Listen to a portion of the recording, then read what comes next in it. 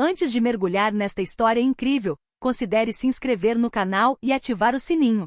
Cada história aqui tem algo a dizer, e você não vai querer perder nenhuma. Criança negra toca violino na rua. Ela não sabia que essa ação mudaria sua vida. O sol se punha lentamente nas ruas cinzentas de Chicago, lançando uma luz dourada de fim de mundo sobre as fachadas de tijolos. O asfalto ainda quente dos passos pesados do dia cheirava a poeira e gasolina. Uma brisa suave farfalhava as folhas secas, varrendo as calçadas já quase vazias da Madison Avenue. Na esquina da Rua 9, entre uma padaria fechada e um ponto de ônibus pichado, um garoto de 12 anos montava, com a lentidão solene de um ritual, um banquinho bambo que ele mesmo consertara com arame enferrujado. Suas costas estavam eretas, seus gestos meticulosos quase sagrados. Abriu cuidadosamente um estojo surrado, desgastado nas bordas, de onde retirou um violino de madeira envernizado, coberto de pequenas marcas, remendado com fita transparente amarelada pelo tempo. Um instrumento modesto, um pouco pequeno demais para seu tamanho crescente, mas que ele segurava com a delicadeza de um mestre. O nome dele era Elijah Carter. Suas feições, embora ainda jovens, já carregavam o peso de silêncios pesados demais. Tinha o olhar de quem viu a tristeza sem procurá-la, e uma testa marcada por uma sabedoria precoce demais. Seu paletó, 3 números maior que o seu, pendia sobre seus ombros como uma capa de família. Seus sapatos, rasgados nas pontas, encharcavam-se de água sempre que chovia. Ele sempre guardava no bolso interno uma foto amassada da mãe, tirada antes da doença, antes da dor. Desde que ela falecera, vítima de um câncer fulminante, a música se tornará sua linguagem, sua forma de respirar. Ele agora morava com Louise, sua avó paterna, em um pequeno apartamento em um bairro pobre da Zona Sul. Louise fazia o melhor que podia com sua escassa pensão e biscates de costura, mas cada mês era um desafio. No entanto, ela nunca o proibira de brincar na rua. Pelo contrário, ela o abençoava cada vez que ele saía com o violino nas costas, dizendo-lhe para trazer um pouco de beleza ao mundo. Todas as noites, depois da escola, Elijah caminhava 20 minutos até o centro da cidade. Ele sempre se instalava no mesmo lugar, debaixo de um velho poste de luz, bem ao lado de um bueiro fumegante. As pessoas o viam sem olhar, mas isso não o incomodava. Ele não tocava para ganhar aplausos. Ele tocava para sentir o coração bater, para não desmaiar. Os passantes às vezes jogavam algumas moedas, às vezes uma nota. Mas o que ele procurava era o silêncio entre as notas, aquele momento suspenso em que o mundo parecia parar, aquele raro momento em que alguém realmente parava, quando ele não era mais invisível. Naquele dia, o vento cheirava a chuva chegando. Elijah recostou-se, apoiou o queixo na madeira quente do violino e fechou os olhos. Começou uma versão lenta e comovente de Ave Maria que aprenderá de ouvido em um CD antigo de sua mãe. E algo estranho aconteceu. O barulho da cidade pareceu desaparecer. As trombetas, os gritos, o som de passos apressados, tudo desapareceu. Restou apenas a vibração da madeira sob seus dedos, o arco deslizando como um sussurro pelas cordas, e aquela melodia celestial, triste, pura, imensa. Os transeuntes diminuíram o ritmo. Alguns pararam. Uma mulher de terno enxugou uma lágrima. Uma criança puxou a manga do pai, fascinada. Um idoso sem-teto sentou-se de pernas cruzadas para ouvir, com os olhos erguidos para o céu. Mas nenhum deles sabia que aquele momento, aquele instante suspenso na luz dourada de uma noite de outono, seria o ponto de virada na vida de Elijah Carter. No meio da multidão, um homem parou de repente. Não se mexeu, como se estivesse congelado em um mundo onde tudo mais continuava girando. Vestia um terno cinza escuro perfeitamente cortado e uma capa de chuva cinza pérola, que nem se dera ao trabalho de desabotoar, apesar da noite amena. Óculos escuros mascaravam seu olhar, mas não a intensidade com que observava a cena. Ficou ali de braços cruzados, o rosto imóvel, quase impenetrável. Seu nome era Michael Whitford, o nome que todos no mundo da música clássica conheciam. Um maestro amado e multipremiado, convidado nos maiores palcos da Europa, Berlim, Salzburgo, Viena, Milão. Um gênio da regência temido e admirado. Apesar da fama, Michael não regia uma única nota havia quase um ano. O esgotamento não só o havia esgotado, como o havia partido em dois. Ele havia deixado o palco após um ataque de pânico no meio de um show em Londres, abandonando a orquestra e o público sem dizer uma palavra. Desde então, ele vagava de hotel em hotel, atravessando cidades como uma sombra, na esperança de sentir algo novamente. E ali no meio da cidade barulhenta, quando estava prestes a caminhar sem rumo por ela, ouviu um som de cortar o coração. Um som não controlado. Um violino chorando. Não foi a virtuosidade que o deteve. Não foi a técnica.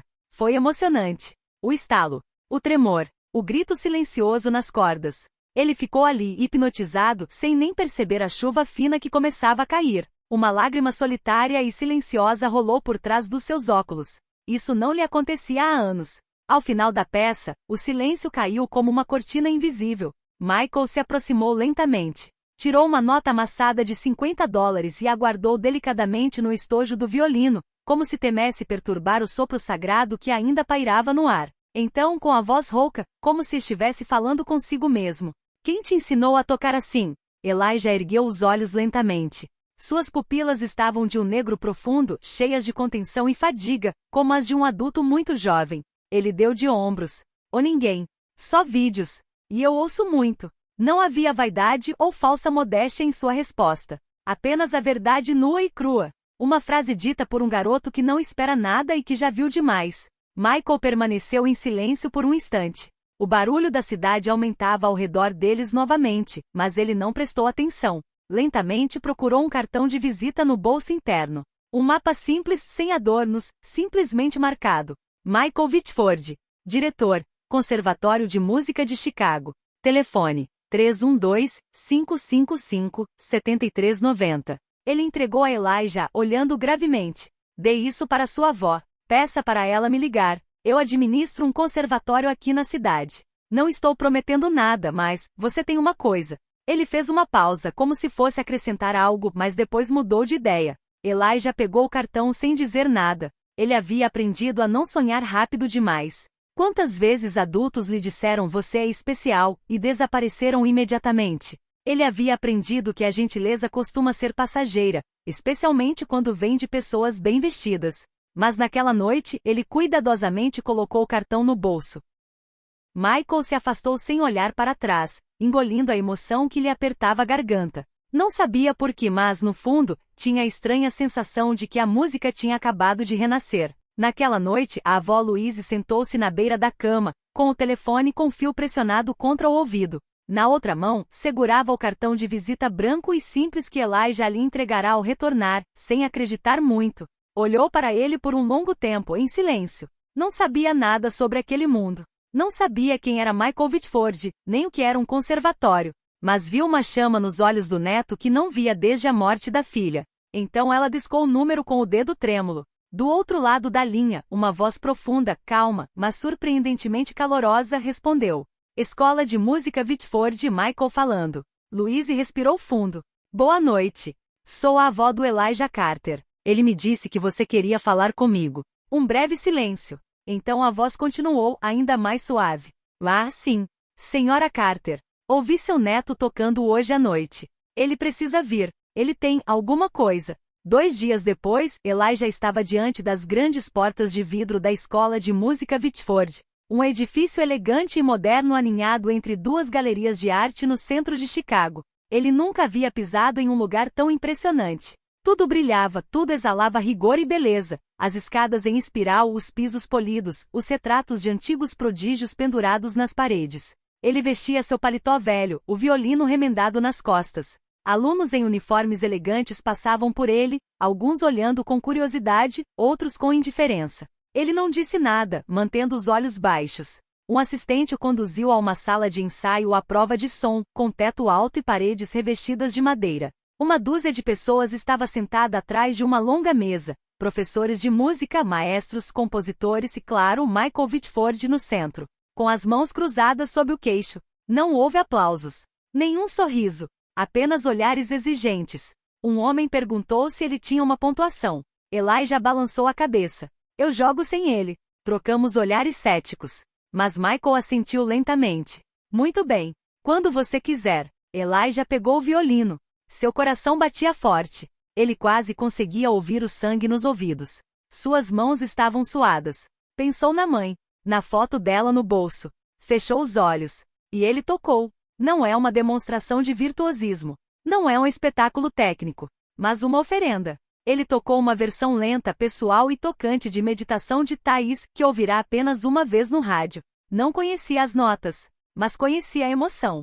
Sentia-a, entendia-a. E a traduzia com um instinto cru, quase animal. O silêncio que se seguiu foi total. Até o ar-condicionado parecia ter parado. As próprias paredes pareciam suspensas naquele último suspiro de cordas. Michael não se moveu. Seus olhos brilhavam. Então, suavemente, ele disse: não podemos ensinar a ele o que ele tem. Só podemos acompanhá-lo para que ele não perca. Os outros membros do júri assentiram. Isso era raro, se não inédito. Elijah foi admitido imediatamente. Com bolsa integral. Recebeu um violino profissional, feito sob medida para ele, com um arco de crina de cavalo de verdade. Ele não sabia o que dizer. Acariciou o instrumento como se fosse um ser vivo. Mas além das aulas de teoria musical, técnica, harmonia e composição, o que lhe foi oferecido acima de tudo foi um espaço para existir. Um lugar onde ele não era mais apenas uma criança brincando na rua, mas um artista em formação. Ele recebeu críticas, conselhos e incentivos. Às vezes, ele caía. Chorava com frequência. Mas nunca estava sozinho.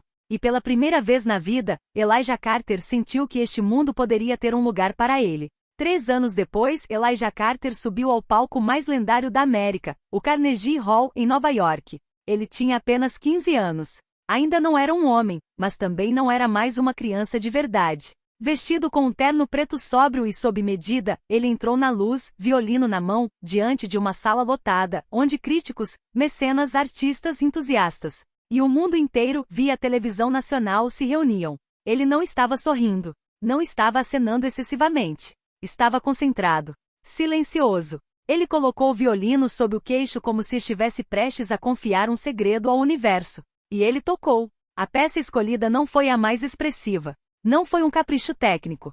Foi uma obra que ele mesmo compôs, ecos da Madison Avenue inspirada nos sons, gritos, silêncios e dores de seu antigo bairro. Que porra inexplicável. Alguns na plateia choraram. Outros fecharam os olhos, arrasados. Não havia efeitos nem artifícios. Apenas a verdade nua, esticada como um fio frágil entre a alma do artista e a do público. No final, um silêncio quase sagrado reinou por alguns segundos, antes que a ovação explodisse, espontânea, total, sincera. As pessoas se levantaram, gritaram seu nome, bateram palmas até doerem. No dia seguinte, o New York Times publicou a manchete: o prodígio de Chicago que fez a América chorar. Jornalistas o abordaram. Patrocinadores se ofereceram para financiar sua educação ao longo da vida. Fundações o queriam como embaixador. Um produtor de documentários queria contar sua história. O próprio presidente lhe enviou uma carta de felicitações.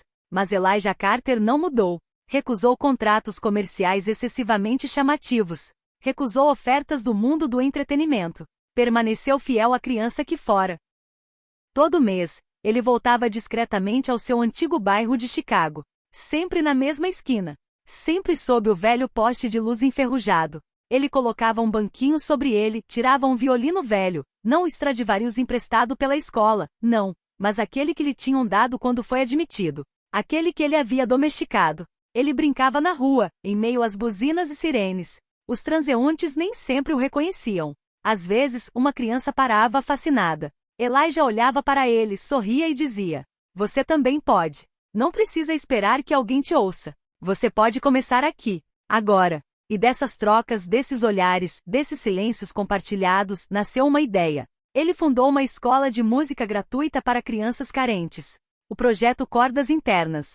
Não uma escola elitista. Uma escola do coração. Crianças eram aceitas sem audiência, sem recomendação. Apenas com um olhar honesto, uma vontade de se expressar, uma ferida a ser transformada. Professores voluntários, instrumentos doados, concertos de rua, oficinas de improvisação. E aos poucos, essa escola se tornou um santuário no deserto, uma luz entre as torres cinzentas, um gesto simples, um menino, um violino, uma rua, e um mundo em mudança. Elias não tocou para ser visto, ele tocou para não se perder, e nessa música frágil ele encontrou as batidas do coração de sua mãe, os sacrifícios de sua avó e as vozes de todas as crianças que nunca ouvimos. O que ele ainda não sabia era que naquele dia, aos 12 anos de idade, em uma esquina esquecida, ele havia realizado um milagre. Um milagre feito de cordas e silêncio, de dor e beleza, de pobreza e genialidade. Um milagre que o mundo tanto precisava.